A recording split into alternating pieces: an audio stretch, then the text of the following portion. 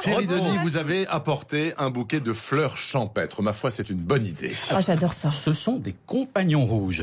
Dans le Morvan, on les appelle le beau garçon. Alors, c'est une fleur sauvage de la taille d'une pièce d'euro, vous le voyez, avec 5 pétales roses ou rouge scintillant par temps frais et ensoleillé. Son vrai nom est Silène dioica. Est-ce que c'est fragile? Pas du tout.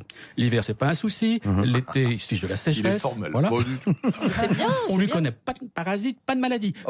Mieux, il est radieux, y compris dans l'herbe, au bord des chemins, dans les talus, au pied des haies. Quelques heures de soleil lui suffisent.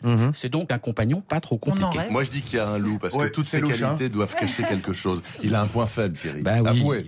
oui, bon. Il ne vit pas longtemps. Il meurt souvent après sa floraison. Alors, heureusement, attendez. Avant, il a le temps de disperser une ribambelle de graines qui donnent des bébés compagnons qui seront adultes et couverts de fleurs au printemps suivant. Donc, dans la nature, c'est un cycle qui se répète sans fin. Bah alors, il est où le problème? Puisqu'avec ces semis naturels, là, du coup, on a des fleurs tous les ans. Ben oui, mais le problème, Laetitia, c'est le jardinier.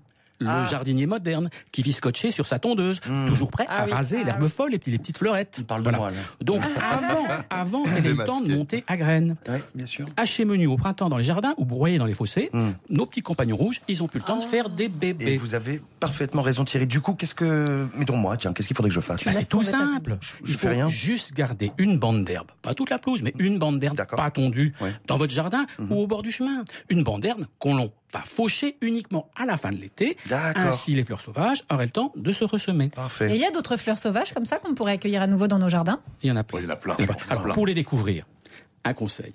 Lisez le dernier livre d'Hubert Reeves, J'ai vu une fleur sauvage. Autre option, vous allez vous balader au mois de juin dans le parc naturel régional du Queyras, qui est transformé en prairie de fleurs. C'est extraordinaire. Mais c'est difficile à déplacer le Queyras dans son jardin. Oui, ça c'est vrai.